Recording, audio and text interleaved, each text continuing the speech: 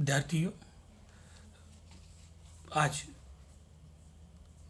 BA प्रथम वर्ष हिंदी साहित्य के राजकीय महाविद्यालय बस्ती के विद्यार्थियों आपके बीच में, यद्यपि जो आपके स्क्रीन पर विषय आ रहा है कबीर के रहस्यवाद की स्थितियाँ, इस विषय पर हम आपसे बात कर चुके हैं, आपको हम पढ़ा चुके हैं, क्लास में भी आप पढ़ चुके हैं, वीडियो भी आपको हम पहले डाल चुके हैं। लेकिन पुनः आपके सुलभ संदर्भ के लिए आज फिर एक बार हम आपके सामने एक वीडियो लेकर के उपस्थित हैं।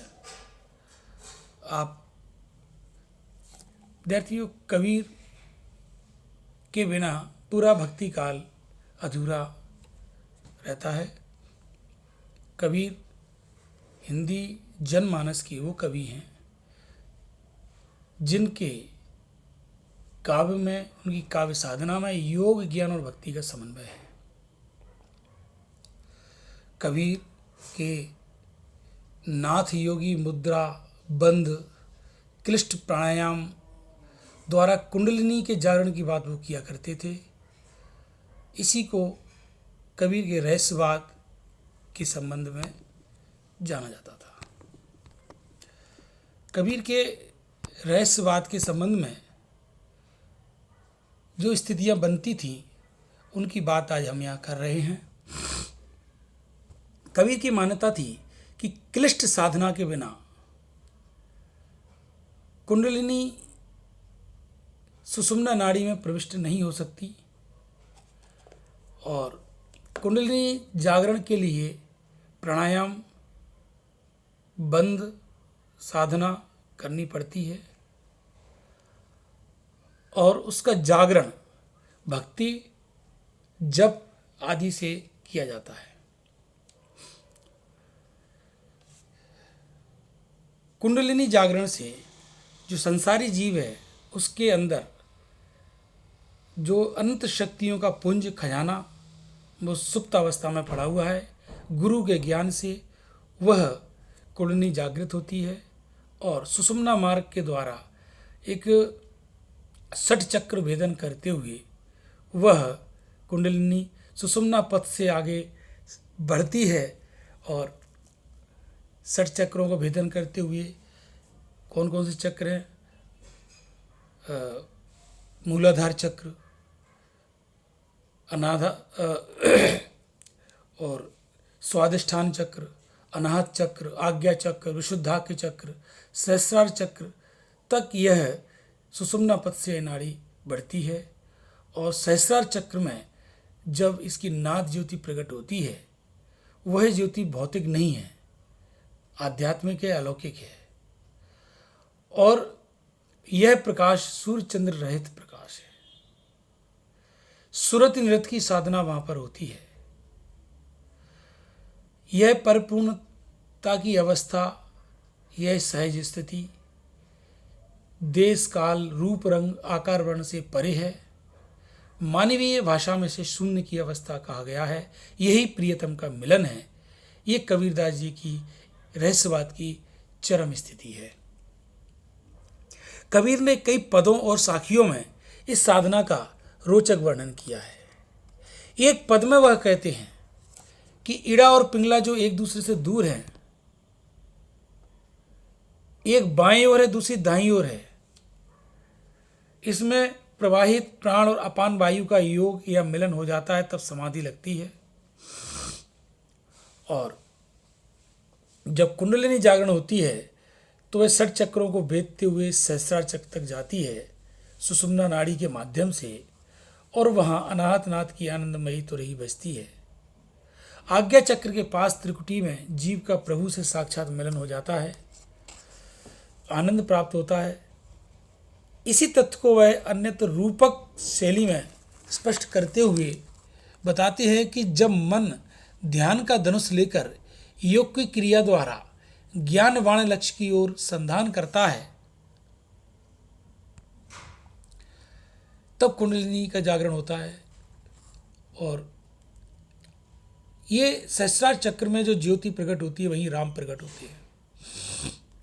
सुषुम्ना रूपी वृक्ष के ऊपर सहस्रार में ब्रह्म का स्वरूप है और उसे सुरति के द्वारा ही पहचाना जा सकता है। अब ये जो श्रुति साधना है इनकी रहस्यवाद की स्थिति में, वो राम से लौ लगाने, उनके चरणों के निकट नृत्य करने,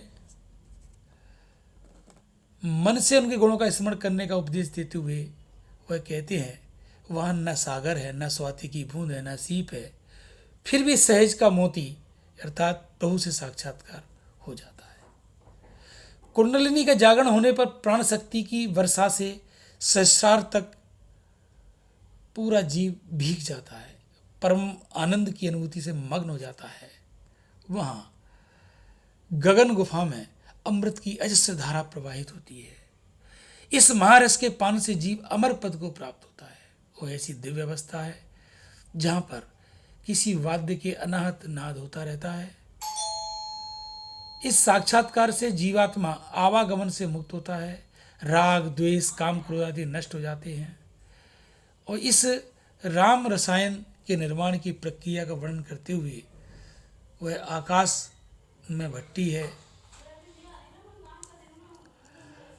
और इसमें कबीर का एक पद है, वो कहते हैं, रस गगन गुफा में अजर झरे, अजपा सुमरन जाप करे, बिन वाजा झनकार उठे, जय समुझ परे जब ध्यान धरे, बिन चंदा उजियारो दर से, जय तय हंसा नजर परे। इस प्रकार से एक कबीर के रहस्यवाद की एक उत्कृष्ट चरम स्थिति बनती है।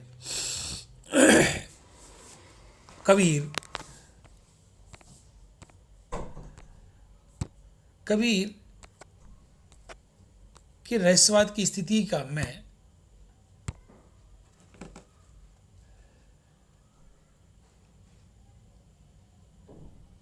एक योगियों को उपदेश देते हुए कहते हैं, हे अवधूत, तुम ब्रह्मरंध्र में अवस्थित हो जाओ, वही वास्तविक घर है। कपाल कुहर से तालु तक विस्तृत बंक नाली से सोमरस टपकता उसका आस्वादन करो। अवधू गगन मंडल धर कीजिए, अमृत जरे सदा सुख पीजिए, बंक नाली रस पीजिए। इस प्रकार से ये कबीर के रहस्यवाद की ये उत्कृष्ट और चरम स्थिति की बात के लिए आज हम आपके सामने उपस्थित हुए थे। इस सिद्धावस्था को प्राप्त योगी के प्राण का उन्मनी अवस्था में लय हो जाता है, जीव जन्म मरण से मुक्त हो जाता है। पवनपति उन्मने रहनु खरा, जय जन्म न मरण जुरा। इस अवस्था में योगी का चित्त गगन मंडल में निश्चय होकर भीतरी सर्वस्व अनुभव करता है। उस स्थिति में बाह्य जगत का भान समाप्त हो जाता है, सर्वत्र आत्मा ही आत्मा प्रतीत होती है।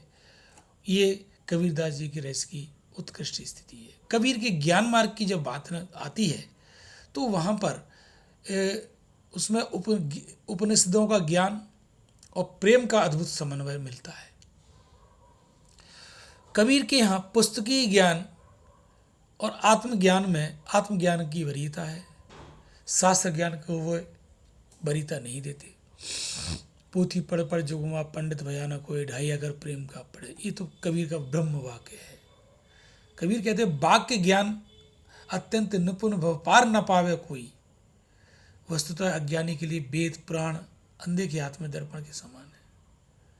जिस प्रकार हाथ में दर्पण होते हुए अंधा उसमें अपना मुंह नहीं देख सकता, उसी प्रकार जिसमें प्रज्ञा नहीं है वह केवल शास्त्र के या शब्द के अर्थ को जानता है, वह उसके मर्म को नहीं जानता।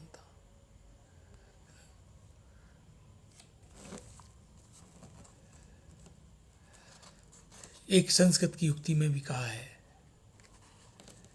लोचनाभ्याम विहीन से दर्पण किम करिष्यति, यानी ज्ञान की आंखें जिसके अंदर नहीं है उसके लिए दर्पण भी शास्त्र भी कुछ नहीं कर सकते।